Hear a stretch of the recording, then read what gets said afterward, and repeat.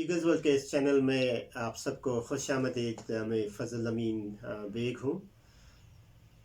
आज हम यहाँ गिलगित सुल्तानाबाद में आए हैं और जिस अहम शख्सियत के साथ उनके घर में उनके साथ बैठे हैं उनसे कुछ डिस्कशन कर लेंगे और बिलखुसूस उनके जो सरगुज़श्त है उस हवाले से फिर उसके अलावा जो है मुख्तलिफ़ मौज़ूआत है जिनके इर्द गिर्द हम उनसे जानने की कोशिश कर लेंगे।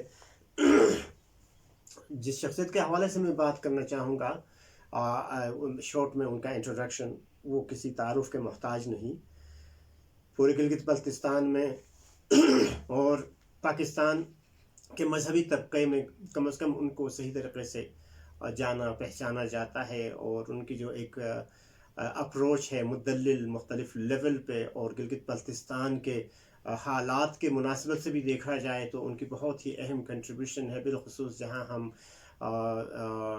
फ़िरक़ा वारियत के हवाले से जब बात कर रहे होते हैं, परेशानियों का शिकार हो जाते हैं, ऐसे मौक़ों पे हमारे निहायत ही मोहतरम और काबिल क़द्र आलिम दीन मोहतरम उस्ताद फ़िदा अली एसार साहब का नाम ही काफ़ी है। तो इनकी जो ज़िंदगी है वो तकरीबन 8 दहाइयों या मतलब अशरों पे मबनी है, गर्ची 80 साल अब तक नहीं हुए हैं। 78 ईयर्स पे है इस वक्त। लेकिन ज़रा देख लीजिएगा आप लोग कि 78 में से अगर हम 70 साल को भी उठा के देखें, सिर्फ वही जो उनके पर्सनल एक्सपीरियंसेस है, उनके जो मतलब मुख्तलिफ लेवल पे उनका राबिता रहा और जो उनके ऑब्जर्वेशंस है, अगर उनको भी अगर हम कोशिश करें कि कवर करने की, ये मुमकिन नहीं कि हम 78 साल या 70 साल को मुक़य्यद करें इस 1 घंटे या मतलब पौने घंटे के वीडियो में। लेकिन खुशबख्ती से मोहतरम उस्ताद वज़ीर फ़िदा अली एसार साहब ने ख़ुद अपने जो है ना सरगुज़श्त पे लिखे हैं। 2012 में वो किताब पब्लिश भी हो चुका है और वो उस हवाले से भी फिर हम बात कर लेंगे। तो मैं निहायत ही मशकूर हूँ मोहतरम उस्ताद वज़ीर फ़िदा अली एसार साहब का कि उन्होंने अपने क़ीमती मसरूफ़ियात से वक्त निकाल के कुछ टाइम हमारे लिए भी सर्व किया है, हमारे लिए दे दिया है और आज हम उनके लाइब्रेरी में किताब खाने में बैठे हैं और उनसे कुछ बातें कर लेंगे। तो बहुत सारे उनके हवाले से हम उनकी अपनी ही ज़बानें हम सुनना चाहेंगे, जो उन्होंने मुख्तलिफ़ लेवल पे काम किया है। तो मैं ज़्यादा तमहीद में जाना नहीं चाहता, बल्कि यहीं पे मुख्तसर बना के मैं मोहतरम उस्ताद वज़ीर फ़िदा अली एसार साहब को खुशामदीद कहूँगा और हम इसमें ये कोशिश कर लेंगे कि उनकी जो तारीख़ पैदाइश है वहीं से हम शुरू करके आज जिस मुकाम पे है और जिस स्टेज पे है, तो यहीं तक हम कोशिश कर लेंगे उनका हाइलाइट्स ले लें। खुशामदीद सर। और बल्कि इसमें फिर मैं ये अर्ज़ करूँ आप सबको कि मोहतरम उस्ताद के नाम के साथ शुरू में वज़ीर है और आखिर में एसार है, तो उससे भी हम शुरू कर लेते हैं ताकि नाम पूरा तरीक़े से हम जानने की कोशिश कर लेंगे और फिर तारीख़ पैदाइश की तरफ जाएंगे। खुशामदीद सर। सलामत बाशित। सबसे पहले मैं आपके हुजूर एक शेर अर्ज़ करूँगा। फ़रोग़ रूय मेहमान शुद मुनव्वर खाना अम फ़ानूस मेहमान शम उमन परवाना अम। आज मेहमान के चेहरे की रोशनी से मेरा घर रोशन हो चुका है और मेरे घर में मेहमान शम्अ की हैसियत रखता है और मेरा घर फ़ानूस है और मैं परवाने की हैसियत रखता हूँ। तो मैं आज मेरे ग़रीब खाने पर आपकी आमद पर आपको दिल की अथाह गहराइयों से खुशामदीद कहता हूँ। शुक्रिया अदा करता हूँ आपका कि आपने मेरी ज़िंदगी के हवाले से कुछ मालूमात लेने के लिए यहाँ ज़हमत उठा कर आए تو سب سے پہلی بات یہ ہے کہ لفظ وزیر امام زمانہ کی جانب سے ایک اعزازی ٹائٹل ہے جو پچھلے سال سرکار مولانا حاضر امام نے عذرا ہے نوازش گلگت بلتستان میں ایک مجھے اور ایک میرا خنزہ میر غضنفر کو اور چترال کے ایک عملدار کو صاحب نادر ایڈوکیٹ کو امام زمانہ نے عنایت فرمایا ہے. مبارک ہو آپ. خیر مبارک ہو. رہی بات ناظم بنام خود کے فدائے علی بود بزم دلم ز مہر علی منجلی بود. مجھے اپنے نام پر فخر ہے کہ میرا نام فدالی ہے اور یقیناً میرا دل کا بزم علی کی محبت کے نور سے روشن ہے. میری پیدائش 15 اکتوبر 1944 میں تقریباً 75-80 سال کی عمر میں ایک بزرگ شیخ صادر کے گھر میں میری پیدائش ہوئی. تو میرے والد نے میرا نام خفیہ طور پر اس زمانے کی روایت کے مطابق ابراہیم رکھا اور اعلانیہ نام فدالی رکھا. اچھا. تو احسار میرا شعری نام ہے، تخلص ہے. تو لہٰذا وزیر فدالی احسار کا پس منظر یہ ہے کہ اوریجنل نام فدالی ہے. وزیر امام زمانہ کی جانب سے اعزازی ٹائٹل کی نوازش ہے. بہت شکریہ سر، آپ نے خوبصورت انداز سے اپنے نام کے حوالے سے ہمیں بتا دیا، اور خصوصاً جہاں وزیر کی بات آ رہی تھی اور احسار، اس حوالے سے بھی ہمیں ایکسپلین کیا. جو ہز ہائنس نور مولانا شاہ کریم الحسینی آغا خان فورس کی جانب سے آپ کو ٹائٹل ملا ہے وزیر کا، اور اس حوالے سے بھی آپ نے ہمیں بتا دیا. اور ساتھ میں جو احسار کے حوالے سے کہ آپ کا تخلص ہے، اور ایک شاعر ہونے کے ناطے محترم استاد جو ہے وہ فارسی میں، اردو میں، بروشس کی تینوں زبانوں میں شاعری بھی کرتے ہیں، تو اسی لیے احسار ان کا تخلص ہے.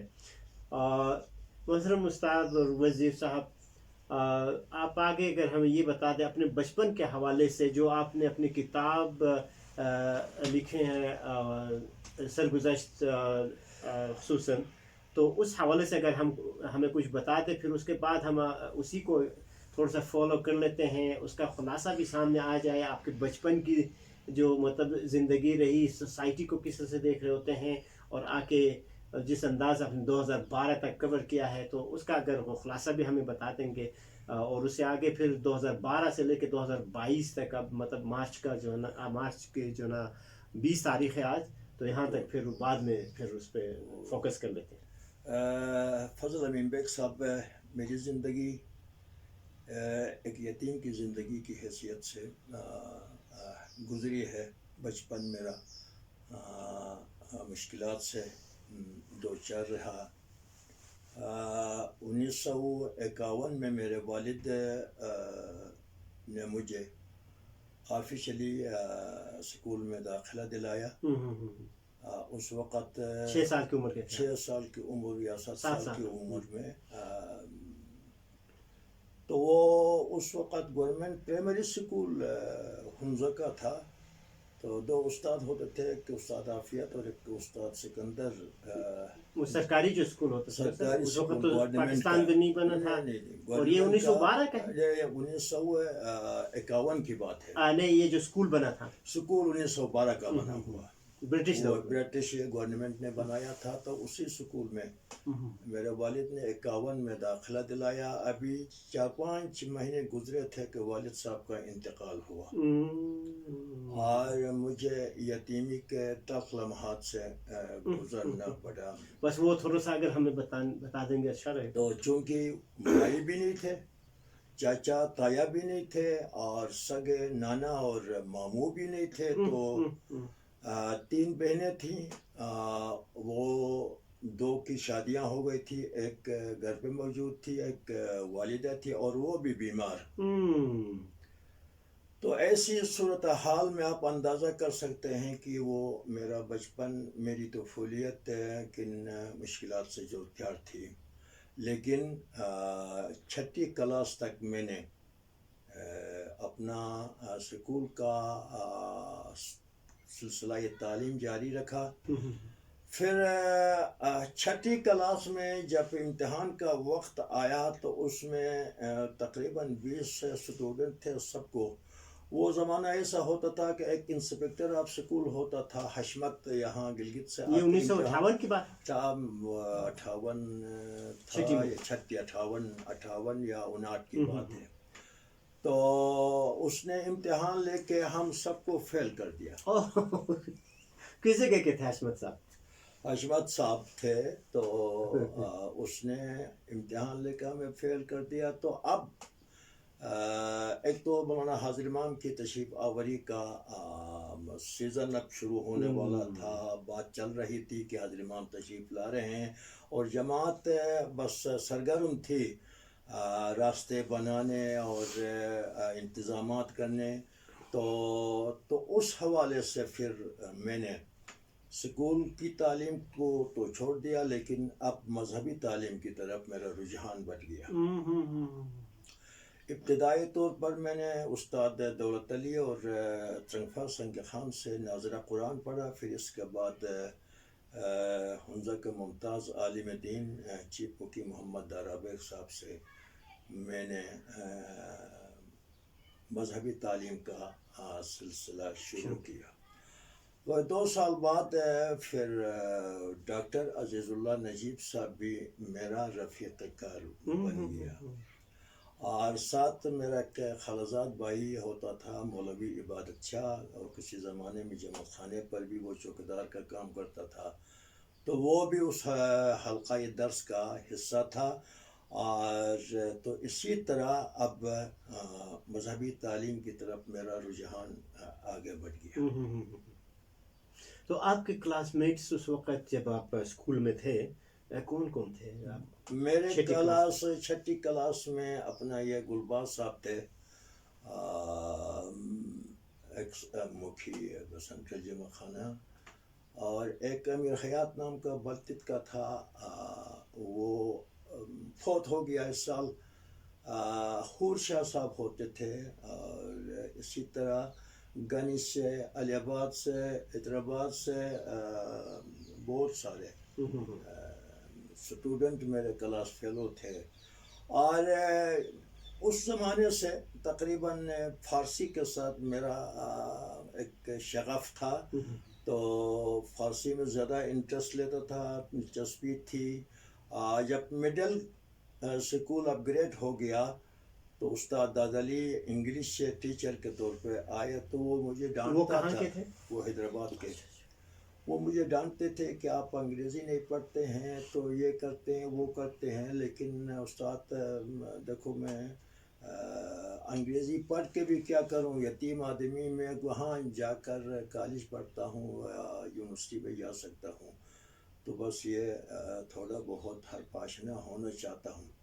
تو اسی طرح میرا سلسلہ تعلیم آگے بڑھا. اور پھر ایک مرحلہ ایسا آیا کہ 1965 میں ہم نے استاد کے مشورے پر عالم فارسی کا امتحان دینے کی تیاری کی. لیکن پاک انڈیا جنگ کی وجہ سے ہم اس امتحان میں شریک نہیں ہو سکے. 1965 کے جنگ کی وجہ سے. پھر 67 میں ہم نے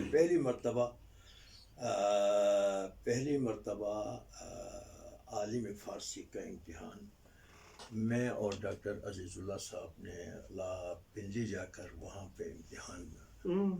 اچھا, وہ ایک الگ کوئی مطلب ہوتا تھا امتحان شرقیہ. تو اس وقت تک آپ نے جو فرمایا سر کہ آپ یعنی جس ٹائم پہ حشمت صاحب نے آپ لوگوں کو فیل کیا تھا, آپ اس وقت کس کلاس میں کھیلتے تھے؟ چھٹی کلاس. چھٹی میں. تو چھٹی کے بعد پھر جو ہے آپ نے سلسلہ تعلیم جو ہے مذہبی تعلیم کی طرف دیا. اور پھر مذہبی تعلیم کے ساتھ ساتھ پھر یہ علوم شرقیہ کا امتحان بھی. اچھا 1967 میں یہ ایف اے کے برابر شمار ہوتا تھا اس زمانے میں. وہ اعلیٰ نمبرات کے ساتھ ہم نے پاس کیا. پھر اس کے بعد ہم نے کوشش کی وہاں پر کہ کسی شعبے میں ہمیں ایڈجسٹ کیا جائے، کیونکہ میر صاحب کی ذمہ داری تھی، وہ پریزیڈنٹ تھے، اور ان کی طرف سے اپنا قدرت اللہ بیگ صاحب ناظم الامور تھے، ہم نے ان سے ریکویسٹ کی، میں اور عزیز اللہ صاحب نے، کہ ہمیں کہیں ایڈجسٹ کیا جائے۔ اس نے کہا میرے پاس 30 روپے ماہانہ وظیفہ ہے پرائمری اسکول کا، میر محمد جمال خان صاحب، اگر آپ ٹیچر بننا چاہتے ہیں تو میں ابھی آپ کو لگاتا ہوں۔ تو 1967 میں فضل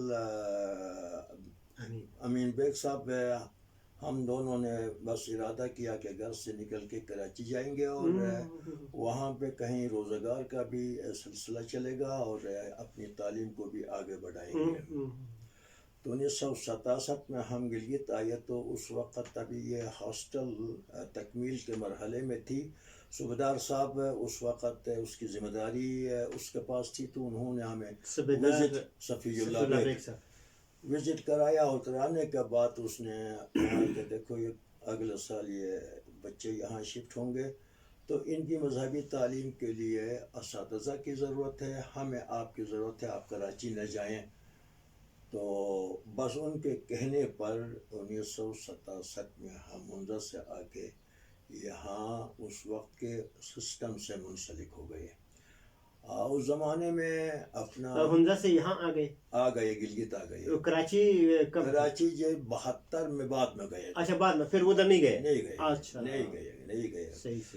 تو صوبیدار صاحب نے ہمیں یہیں پہ رکھا، چونکہ اس زمانے میں نہ وائزی کا سسٹم تھا، نہ طریقہ بورڈ تھا، نہ ادارے تھے، بس وہ انجمن اسماعیلیہ کے نام سے ایک تنظیم تھی، تو وہ اچھا وہ اسی نام سے تھا؟ ہاں، زیادہ ادارہ تھا انجمن اسماعیلیہ گلگت کے نام سے، تو وہ چلا رہے تھے۔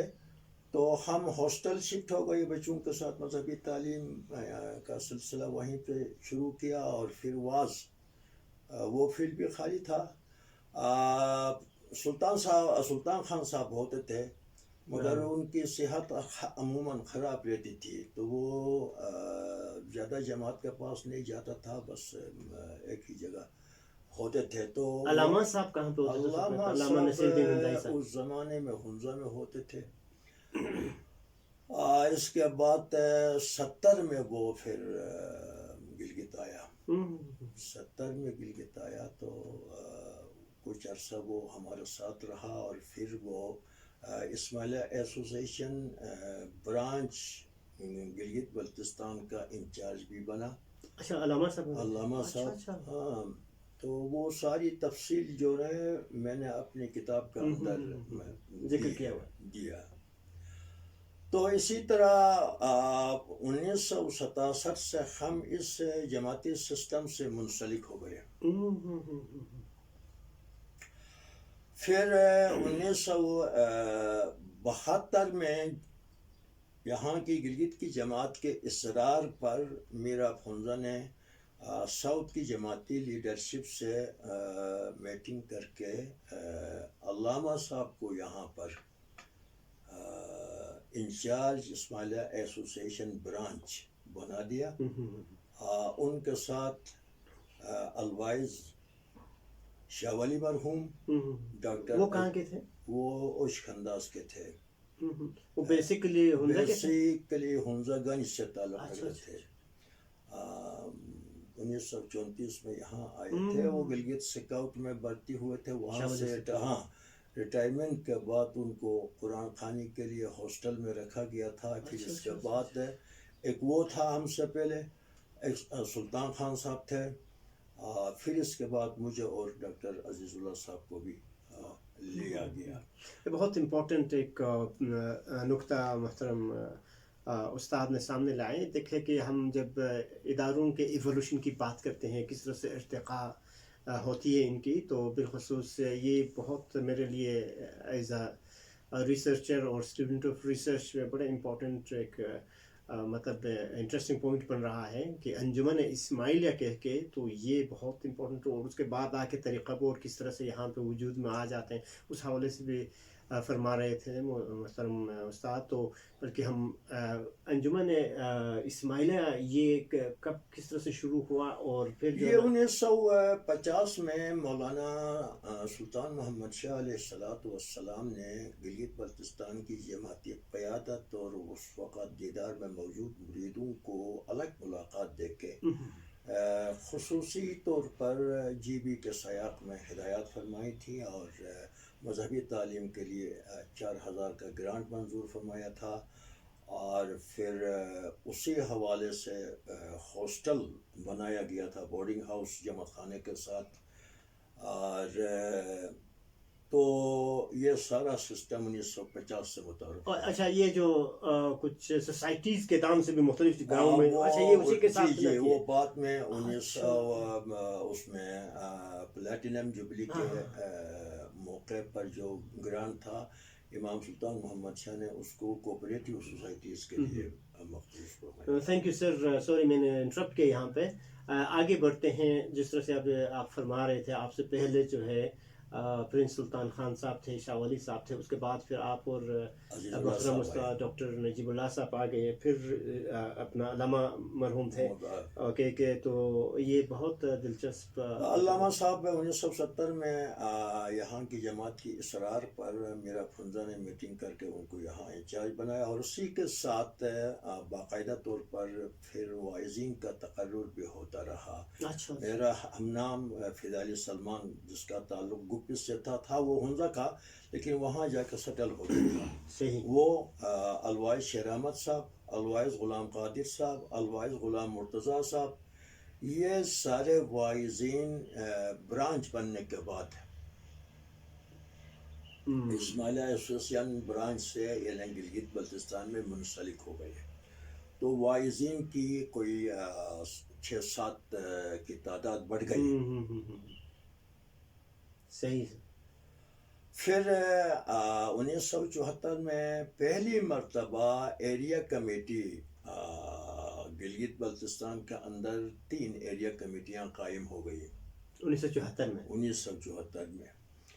اور اسٹیٹ ختم نہیں ہوا, اسٹیٹ نہیں, وہ برانچ ختم ہو گئی چونکہ برانچ کے پاس جو اختیارات تھے اب وہ امام نے اعزازی سے کب دینے کے بعد چیئرمینوں کو وہ اختیار منتقل کر دیا. وہ ایریا کمیٹی کا بورڈ بن گیا, ہنزا کے لیے الگ کے, گلگت کے لیے الگ. وہی میں عرض کر رہا تھا, سوری میں سمجھ نہیں سکا. اس وقت جب یہ ایریا کمیٹیز بن گئے تو اس وقت جو ہے ہنزا اسٹیٹ ختم ہو چکا تھا یا نہیں؟ اس وقت ہنزا اسٹیٹ تو 1974 سپٹمبر کی بات ہے, 74 میں ختم ہو گیا تھا نا. ہاں ستمبر کے مہینے میں تھا. ہاں ستمبر کا مہینہ 74 میں, اور 74 ہی میں یہ اچھا اس کے بعد یہ ارینجمنٹس ہو. ٹھیک ٹھیک. اب لیکن چونکہ اس وقت سپریم کنسل موجود تھا, نیشنل کنسل کے ساتھ ہمارا الحاق نہیں تھا, صرف اسماعیلیہ ایسوسیشن سے الحاق ہو گیا تھا, اس کی برانچ یہاں بنی تھی. باقی سپریم کنسل اپنے اختیار کے ساتھ میرا پنزا موجود تھے, وہ پریزیڈنٹ تھے, اور امیر محمد جمال خان, میر محمد جمال اور خان, وہ supreme council for central Asia, Hunza and central Asia, central Asia بشمول چترال, غزر موجود تھا. اور کب سے کب تک یہ رہے؟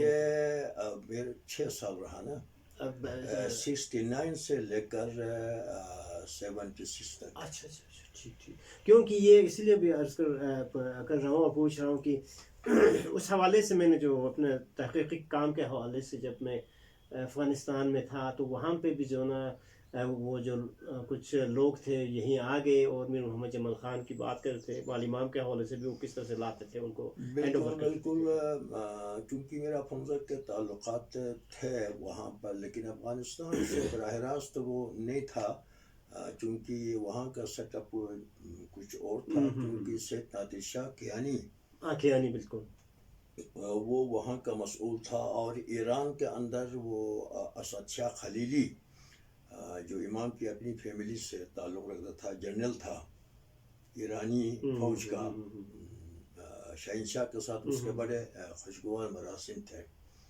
صحیح. تو یہ اس وقت کی بات ہے. یہ اس وقت کی جی بات. تو آپ فرما رہے تھے کہ کس طرح سے پھر جو نا مطلب میر صاحب نے جو ان کے حوالے سے کچھ بات کر رہے تھے. اب اس سے آگے بڑھتے ہیں. میر صاحب نے باقاعدہ طور پر ان کے ساتھ میٹنگ کر کے اپنے علامہ صاحب کو یہاں انچارج بنا دیا اور باضابطہ طور پر اسماعیل ایسوسیشن کی برانچ یہاں پہ قائم ہو گئی اور پھر ایکٹیویٹی شروع ہو گئی مذہبی تعلیم کے حوالے سے بھی. ٹیچرز ٹریننگ کا پروگرام شروع ہو گیا اور پھر وائزین کا تقرر بھی بتدریج ہوتا رہا. پھر ایک مرحلہ ایسا آیا کہ 1973 میں ایران کے اندر امام نے نیا سسٹم دیا. نیا سسٹم دیا تو اس پر خلیلی صاحب نے ریئیکشن کیا. اچھا کیونکہ وہ آل ان آل تھا. اچھا اس میں کیا تھا اس نئے سسٹم میں؟ نیا سسٹم میں کونسل بنی تھی. اس کو کمیٹہ کہتے تھے، تہران کمیٹی اور مشہد کمیٹی. تو کونسل بنائی تو اس پر ریئیکشن کیا اور اس کے حامیوں نے بھی ریئیکشن کیا. تو پھر ایران کی لیڈرشپ نے اسماعیل ایسوسیشن پاکستان اور اسٹیٹ آفس سے رابطہ کیا کہ فارسی سپیکنگ 2 واعظین کو ہمارے پاس بھیج دیں تاکہ جماعت کے لیے وہ وعظ و نصیحت کے ذریعے یہ مسئلہ سمجھا سکیں. تو اس زمانے میں فارسی جاننے والے طریقہ بورڈ کے اندر ایک تو فقیر محمد صاحب تھے، ایک نصیر صاحب تھے، دوسرا میں اور عزیز اللہ. تو نصیر صاحب تو یہاں انچارج بن کے آئے تھا، ایڈمنسٹریٹو پوزیشن میں اس پہ تھا. اور فقیر محمد طریقہ بورڈ چھوڑ کے اسماعیل ایسوسیشن چھوڑ کے ڈگری کالج جوائن کیا تھا، لیکچرر بنے تھے. اچھا وہ بھی گلگت آیا ہوا تھا. تو پھر قرائے فال جو ہے میرے اور عزیز اللہ صاحب کے نام میں. تو 1973 میں ہم 1 مہینے کے لیے پہلی مرتبہ ایران جماعت کے پاس گئے. دلچسپ، یہ بہت دلچسپ مرحلے میں داخل ہو رہے ہیں. محترم استاد اب ایران گئے. دیکھیں یہ 1973 میں شہنشاہ کا زمانہ تھا. یہ میں عرض کر رہا تھا کہ 1900 کب آپ نے 64 میں جو آپ نے وہ ایگزام پاس کیا تھا تو 64 میں 67 میں تو یہ مختصر ٹائم میں رنگ لے آئے. بالکل 67 میں وہ عالم فارسی کا پاس کیا تھا، 70 میں فاضل فارسی کا. کیا فرق ہے ان کے درمیان؟ وہ ایف اے کے برابر کا تھا، یہ بی اے کے برابر کا تھا. اچھا عالم فارسی فاضل فارسی. اچھا تو یعنی یہ تمام دیکھیں جتنے بھی آپ کی محنت تھی وہ مطلب کس طرح سے برابر ثابت ہو رہے ہیں. اور 1973 کو آپ اور ڈاکٹر صاحب جو ہے ایران گئے. تو 1 مہینہ وہاں ہم جماعتوں کو سمجھاتے رہے. بس چونکہ وہ حالات مشکل تھے، ساوک جیسے وہ انٹیلیجنس ایجنسی ہمارے پیچھے پڑی ہوئی ہوتی اپنے لوگ گاڑیوں میں ہمیں بٹھا کے لے جاتے تھے. لیکن ہم کہتے تھے کہ یہ آپ کے لیے، ایران کی جماعت کے لیے خوش نصیبی ہے کہ اس وقت امام اور شاہ کے درمیان اچھے تعلقات ہیں، خوشگوار تعلقات ہیں. دونوں کی وفاداری کو اپنی زندگی کا حصہ بنائیں. آپ کہاں گئے تھے ادھر؟ مشہد اور اس کے مضافات. تہران بھی گئے؟ تہران گئے. اور مشہد میں ہے اسماعیلی بہت زیادہ ہے. مشہد شہر کے اندر بہت بڑا جماعت خانہ ہے. اور پھر سائڈ پہ تیز باد ہے، قاسم آباد ہے، اور بہت سارے گاؤں ہیں. اور اس طرف محلات گئے، آگے شار کرمان گئے، شار بابک گئے. تو مہینہ ہم نے وہاں پہ جماعتوں کے لیے دونوں آپ اور بالکل ساتھ. تو پھر 1 مہینے کے بعد واپس آ گئے. اور ایک پھر جو شکل و صورت کے حوالے سے بھی آپ دونوں کا پھر وہ ایک وہ بنتا تھا نا، میچنگ ہو رہی تھی، مشابہت تھی. بالکل ہو رہی تھی. اور یہاں اسماعیل اسوسیشن والوں نے ایک شیروانی ہمیں بنا کے دی تھی، وہ پہن کے گئے تھے. تو وہاں پہ مشہد اور تہران جماعت خانے کی مکھی نے بہت زیادہ احترام دیا، بہت زیادہ عزت دی. کیا نام تھے ان کے؟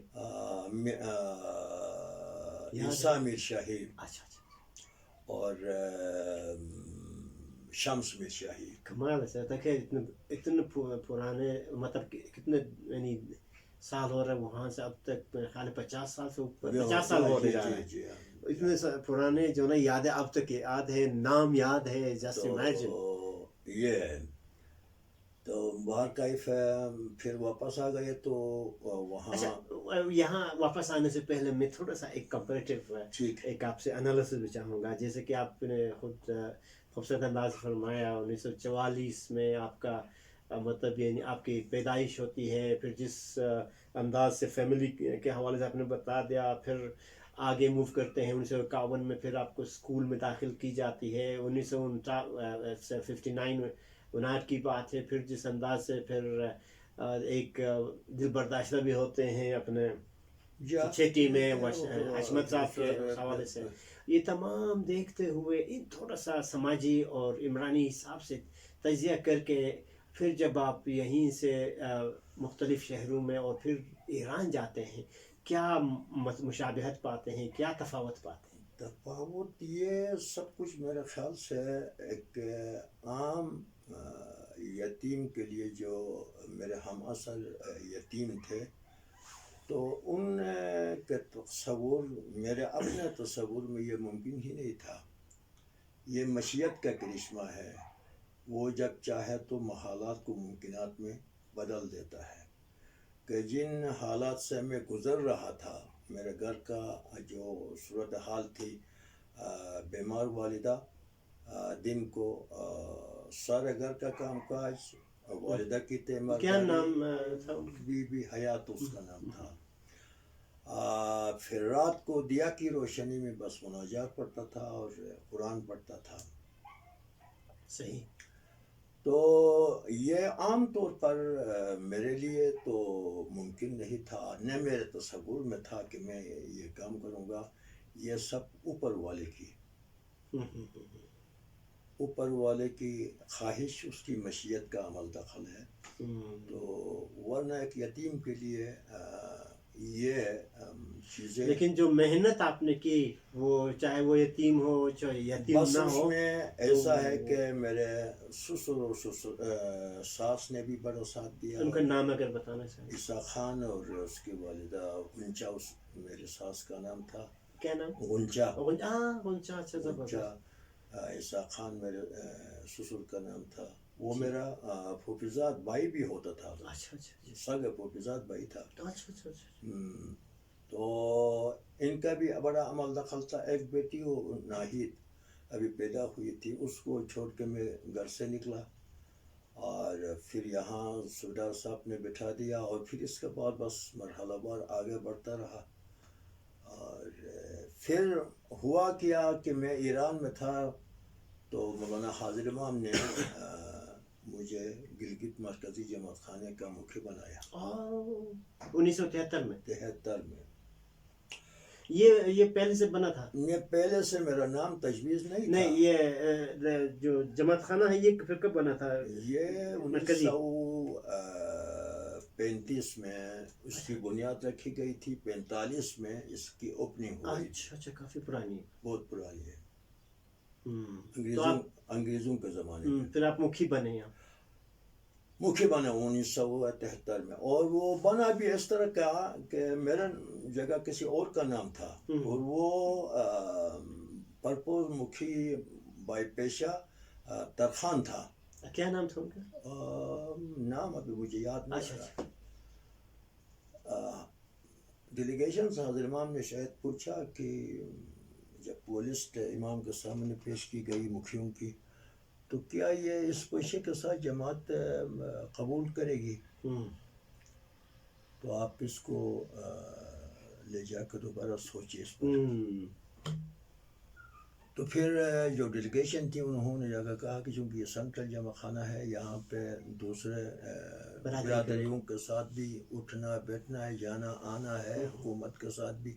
یہ سینٹرل جمع خانے کے مکھی ہے تو مسئلہ ہوگا کہ پھر میرا نام مکھی کے لیے وہاں ڈیلیگیشن کے ممبروں نے پرپوز کیا. اور میرا ہم نام فدالی سلمان، جس کا پہلے میں نے ذکر کیا، اس کو کامریا کے لیے اچھا اچھا وہ دونوں بھی بڑا فدا عالم اچھا دونوں وہ بھی بڑے عالم تھے، اچھا پرشین، اردو، انگلش، عربی، زبردست وہ نثر اور نظم دونوں کے شاہ سوار تھا. تو ہم دونوں کو 1973 میں مکھی کامریا بنایا.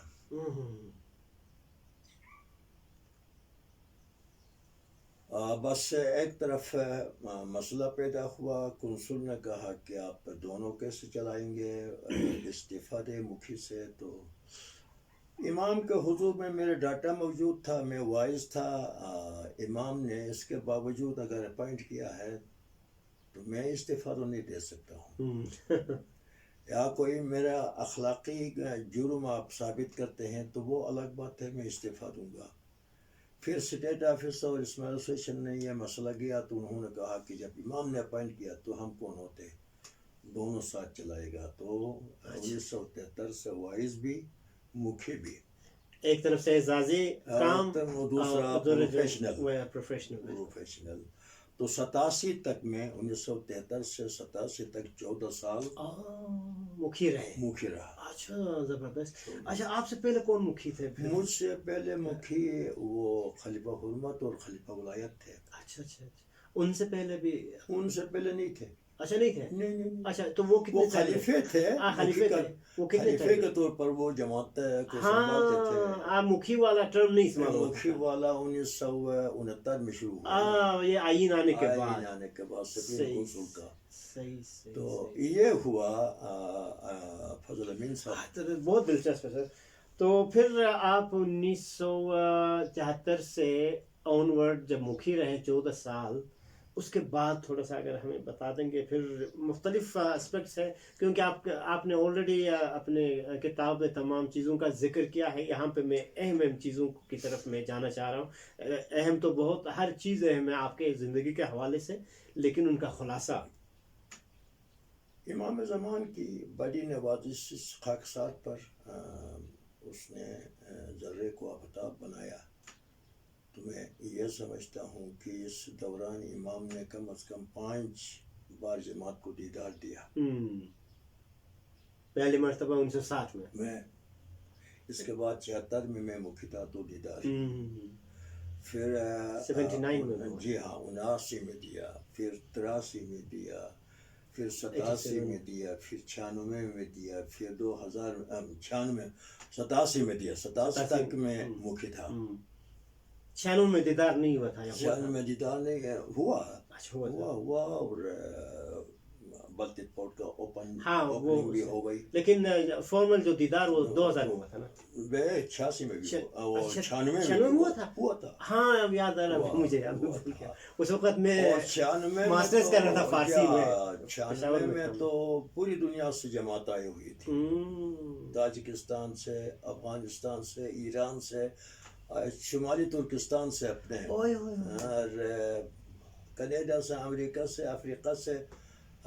تقریباً 50,000 یہاں گلگت پنڈال میں جماعت کی تعداد تھی. بالکل صحیح سر، ابھی مجھے یاد آ رہا ہے کیونکہ ہم پشاور سے آ رہے تھے. تو پھر اس کے بعد ہوا یہ کہ مولانا حاضر امام نے پھر مجھے پہلی مرتبہ آربیٹریشن نظام قائم فرمایا کونسل سے. یہ کب کی بات ہے؟ یہ 87 میں. 87 میں پہلی مرتبہ ثالثی بورڈ کا قیام عمل میں آیا. تو طاہر ایڈوکیٹ صاحب پورا جی بی کے آربیٹریشن بورڈ کا ممبر اور چترال چیئرمین. چترال کا الگ. اچھا چترال کا الگ. میں دادو خان صاحب، اپنا غلام محمد علی آباد والا اور میر جہان شاہ، ہم اس کے ساتھ ممبر رہے. 87 سے 90 تک، 90 سے 93 تک. پھر گلگت سب ڈویژن کا بھی طاہر صاحب چیئرمین اور ہم ممبر رہے. صحیح، ٹھیک ہے سر، آگے بڑھتے. اس کے بعد ہوا یہ کہ پھر اس طریقہ بورڈ نے بتدریج اپنی سرگرمیوں کا دائرہ بڑھایا اور پھر 30 میٹرک پاس اسٹوڈنٹ پر مشتمل وائزنگ گروپ تیار کیا.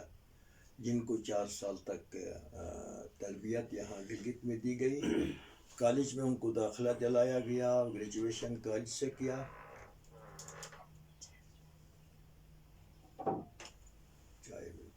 باپ اس کو رکھ لیجیے. پوز دے دیں.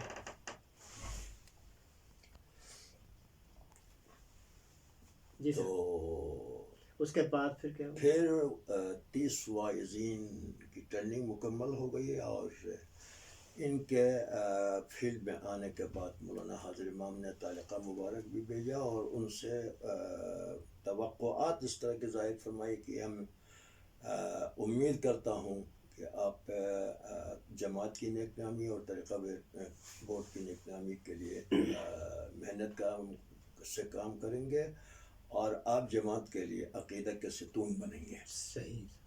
سر یہ تعلیقہ اور فرمان میں کیا فرق؟ فرمان جنرل اچھا.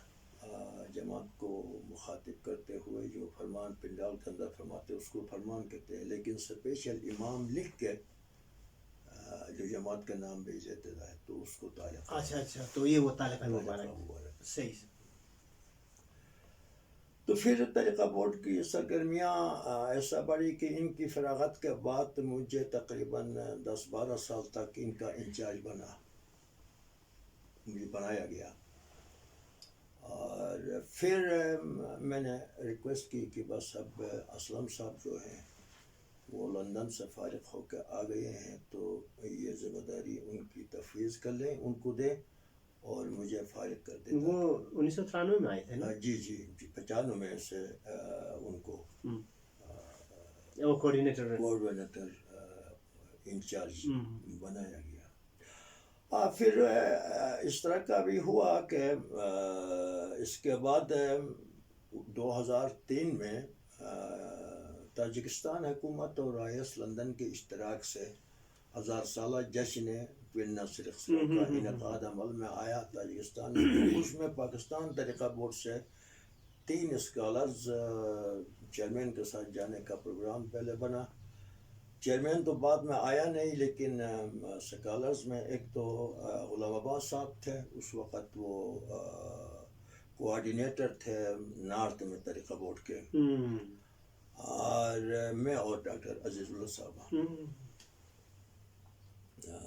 بسملہ طریقہ بورڈ کی جانب سے ہم یہاں سے گئے اور پرائیویٹ بھی کچھ لوگ اپنے آئے تھے. یہ شہناز سلیم آئی تھی اور ڈاکٹر فقیر احمد تو خیر IS لندن کی طرف سے آیا ہوا تھا. تو کچھ خوروغ میں تھے، خوروغ میں بھی اور دوشنبہ میں بھی. میر باعث صاحب ڈاکٹر وہ بھی چترال کے، وہ بھی اس میں شریک تھے. تو الحمدللہ وہاں پر بھی ہمیں دونوں جگہ، کچھ کو تو ڈراپ کیا گیا تھا ایک جگہ مقالہ پڑھنے کے بعد خاروق میں، لیکن ہمیں دونوں جگہ مجھے اور ڈاکٹر عزیز اللہ صاحب کو موقع ملا فارسی میں. تو شنبے میں تو ہمارے سیشن کے اندر سارے ایرانی فارسی میں تھے. فارسی میں آپ لوگوں کے مقالے فارسی میں ڈاکٹر مہدی محقق تھے، وہ صدارت کر رہے تھے. تو اس نے بڑی خوشی کا اظہار کیا. اور موضوع کیا تھا؟ موضوع میرا وہ تھا اخلاقیات ناصر خسرو. تو اپنا تصور عقل اپنا ڈاکٹر عزیز اللہ نجیب صاحب کا تھا، وہ PhD بھی جس. جی ہاں. تو اسی طرح 2003 میں پھر ہم تاجکستان چلے گئے. وہاں پر اس پروگرام میں کامیاب شرکت کی. کیسا رہا وہ؟ بہت زبردست. کیا مطلب اہم وہ پہلو تھے جو آپ کو زیادہ تقریباً دنیا کے 14 ممالک سے ڈیلیگیشن موجود تھی. مقبوضہ کشمیر یونیورسٹی سے بھی ایک ہندو اسکالر آیا ہوا تھا، اس نے بھی مقالہ پڑھا. اور مصر سے، لبنان سے، ناصر خسرو پہ، ناصر خسرو پہ، ملیشیا سے، فلسطین سے، امریکہ سے. تو اس سال کو تاجکستان حکومت نے سال ناصر خسرو قرار دیا. اور اس نے رحمانوف نے خود خطاب کیا، کہا کہ ہم اس سال 2 عید منا رہے ہیں. ایک عید آزادی منا رہے ہیں 12واں، اور دوسرا یہ کہ نصر صاحب اس خطے کے مایہ ناز فرزند کے 1000 سالہ جشن کو ہم بڑے خوشی کے ساتھ مناتے ہیں. ڈاک ٹکٹ بھی انہوں نے ان کے نام پہ جاری کیا ہوا تھا. تو بڑا انہوں نے احترام کیا, بڑے اس سے کیا. وہ پھر آگے ان کی جائے پیدائش تک پہنچائے, قبادیان لے گئے, وہاں پر اسٹیچو لگا دیا اور پھر وہاں خطاب ہوا. اچھا قبادیان بھی گئے تھے؟ قبادیان بھی گئے, قبادیان بھی گئی, یہ ان کی جائے پیدائش تھی. تو اس کے بعد پھر دوسرے سال ہم 2004 میں کینیڈا کے 2 مہینے کی وزٹ پہ گیا افغان جماعت کے لیے. 2 مہینے آپ ایران میں رہے؟ 2 مہینے کینیڈا میں؟ ایران میں 1 مہینہ. 1 مہینہ ایران میں رہا, 2 مہینے کینیڈا میں رہا. اور ادھر تاجکستان میں؟ تاجکستان میں ہفتہ 10 دن. اور ایک کون سا کہا؟ ایک پھر افغانستان. ہاں افغانستان. افغانستان میں کوئی ہفتہ 10 دن گزارے, ایک مرتبہ, اور دوسرے مرتبہ بھی ہفتہ گزار. اس پہ آ جائیں گے اس طرف. ایک چھوٹے سے بریک لیتے ہیں. ٹھیک ہے, ابھی چائے بھی آئی ہے تو